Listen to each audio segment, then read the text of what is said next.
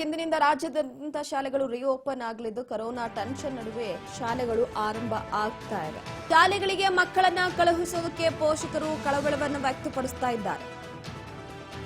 Corona tension ನಡುವೆ ಶಾಲೆಗಳು ಪ್ರಾರಂಭ ಆಗ್ತಾ ಇರುವಂತದ್ದು.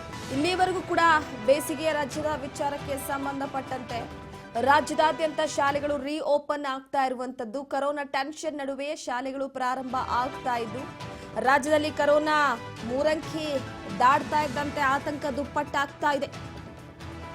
ಮಕ್ಕಳಿಗೆ ಜ್ವರ, ಶೀತ, ಕೆಮ್ಮು, ವಾಂತಿ ಇದ್ರೆ ಹುಷಾರ್. ಮಕ್ಕಳನ್ನ ಶಾಲೆಗಳಿಗೆ ಕಳುಹಿಸಬೇಡಿ. ಶಾಲೆಗಳಿಗೆ ಶಿಕ್ಷಣ ಇಲಾಖೆಯಿಂದ ಎಚ್ಚರಿಕೆಯನ್ನ ಕೊಡಲಾಗಿದೆ. ವಾಂತಿ, ಶೀತ, ಜ್ವರ, ಕೆಮ್ಮು ಇದ್ರೆ ಅವರನ್ನ ಶಾಲೆಗೆ ಕಳುಹಿಸಬೇಡಿ ಅಂತ ಶಿಕ್ಷಣ ಇಲಾಖೆಯಿಂದ ಎಚ್ಚರಿಕೆ ಕೊಟ್ಟಿದ್ದು ಇನ್ನೂ ಕೂಡ ಶಿಕ್ಷಣ ಇಲಾಖೆಯಿಂದ ಗೈಡ್ಲೈನ್ಸ್ ಬಿಡುಗಡೆಯಾಗಿಲ್ಲ. ಪೋಷಕರಿಗೆ ಮತ್ತು ಶಾಲೆಗಳಿಗೆ ಕೆಲ ಸೂಚನೆಯನ್ನ ಕೊಟ್ಟಿರುವಂತದ್ದು ಶಿಕ್ಷಣ ಇಲಾಖೆ. ವಿದ್ಯಾರ್ಥಿಗಳು ಸರಿಯಾದ ಸಮಯಕ್ಕೆ ಹಾಜರಾಗಬೇಕು. ಮಕ್ಕಳಿಗೆ ಮಾಸ್ಕ್ ಧರಿಸುವುದು ಕಡ್ಡಾಯವಾಗಿದೆ. ಸ್ವಚ್ಛತೆಯ ಜೊತೆಗೆ ಆಗಾಗ ಕೈ ತೊಳೆಯುವುದು ಬಹಳ ಮುಖ್ಯವಾಗಿದೆ. ಮಕ್ಕಳಿಗೆ ಶುದ್ಧ ನೀರಿನ ವ್ಯವಸ್ಥೆ, ಸ್ಯಾನಿಟೈಸರ್ಗಳ ವ್ಯವಸ್ಥೆಯನ್ನು ಶಾಲೆಗಳಲ್ಲಿ ಮಾಡಬೇಕು. ಸೊ ಹಾಗಾಗಿ ಸದ್ಯಕ್ಕೆ ರಾಜ್ಯದಲ್ಲಿ ಕೊರೋನಾ ಮೂರಂಕಿ ದಾಟಿಬಿಟ್ಟಿದೆ. ಜನರಲ್ಲಿ ಆತಂಕ ಶುರುವಾಗಿದೆ.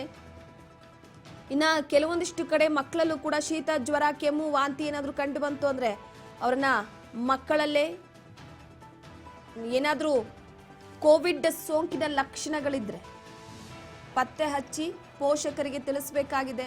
ಇಲ್ಲ ಅಂತಂದ್ರೆ ಪೋಷಕರು ಶಾಲಾ ಆಡಳಿತ ಮಂಡಳಿಗೆ ತಿಳಿಸಬೇಕಾಗತ್ತೆ. ಕ್ವಾರಂಟೈನ್ ವಿಚಾರಕ್ಕೆ ಸಂಬಂಧಪಟ್ಟಂತೆ ಮನೆಯಲ್ಲೇ ಐಸೋಲೇಟ್ ಆದರೆ ಎಷ್ಟೋ ಉತ್ತಮ. ಸೊ ಹಾಗಾಗಿ ಸದ್ಯಕ್ಕೆ ಆರೋಗ್ಯ ಇಲಾಖೆಯಿಂದ ಕೆಲವೊಂದಿಷ್ಟು ಕಡೆ ಮುಂಜಾಗ್ರತೆ ವಹಿಸುವ ಹಾಗೆ ಹೇಳಲಾಗಿದ್ದು ಶಾಲೆಗಳು ಓಪನ್ ಆಗ್ತಾ ಇವೆ ಇವತ್ತು. ಆದರೆ ಶಿಕ್ಷಣ ಇಲಾಖೆಯಿಂದ ಯಾವುದೇ ರೀತಿ ಗೈಡ್ಲೈನ್ಸ್ ಅನ್ನ ಬಿಡುಗಡೆ ಮಾಡಿಲ್ಲ. ಹಾಗಾಗಿ ಇಂದಿನಿಂದ ಶಾಲೆಗಳು ರಿಓಪನ್ ಆಗ್ತಾ ಇದ್ದು ವಿದ್ಯಾರ್ಥಿಗಳು ಕಡ್ಡಾಯವಾಗಿ ಮಾಸ್ಕ್ ಧರಿಸಬೇಕಾಗಿದೆ, ಸ್ಯಾನಿಟೈಸರ್ ಬಳಸಬೇಕಾಗಿದೆ, ಪ್ರತ್ಯೇಕವಾಗಿ ಕುಡಿಯುವ ನೀರಿನ ವ್ಯವಸ್ಥೆಗಳನ್ನು ಮಾಡಬೇಕಾಗಿದೆ. ಶಾಲೆಗಳಲ್ಲೇ ಮುಂಜಾಗ್ರತಾ ಕ್ರಮಗಳನ್ನು ಕೈಗೊಳ್ಳಬೇಕಾಗಿದೆ.